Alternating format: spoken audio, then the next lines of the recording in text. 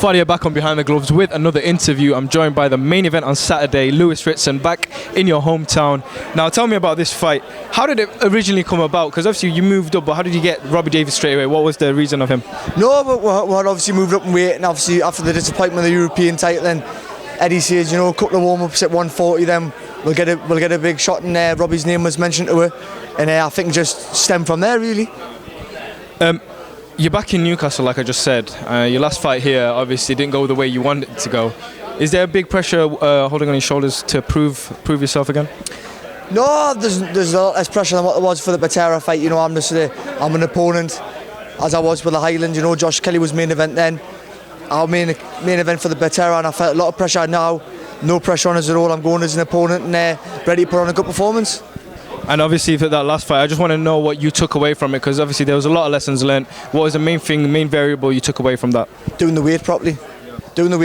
And just keeping focused. I was just had a game plan, just went in there, went completely out the window and tried to bash Patera up like I had with the other opponents, and sadly didn't work. So we're not going to be stupid and just run into Robbie Davies. He can punch a bit.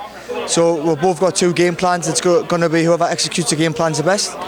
Obviously today as well, there was a bit more respect involved than usual after your beef earlier on in this year. But where did the sort of beef start? I mean, there was a bit of back and forth. Where did that originate from? Yeah, well, I done an interview with Boxing Social, and it come out that, I'll mention him because he's signed there, I'll give him a shout out. So it come out that Robbie had knocked the fight back twice just because there wasn't enough time for him to get ready for it. And that sort of come out in the interview, and Robbie, sort of didn't like it that had come out that he had, not because he wasn't avoiding the fight, he just didn't have enough time to make the weight, and I think he took it a little bit personal. And then we hadn't seen each other until backstage, and then it just sort of kicked off from there. But it was just handbags really, it's just a bit of shouting and a bit of name calling. Nothing is it really, we're fighting men, we spar every day usually, we're fighting men, so that's just handbags. And I also want to take your opinion on next week. There's another super lightweight bout on, very big unification fight between Josh Taylor and Regis Prograis. I just want to take your thoughts on how you think it's going to play out. I think Taylor's going to stop him late.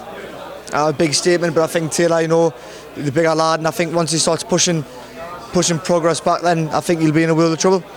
All right, Ritson, thank you for your time. I appreciate it. Hey, fight fans, it's Michelle Joy Phelps. If you haven't already subscribed to our YouTube channel, make sure you go ahead and do so by clicking this icon right here, or else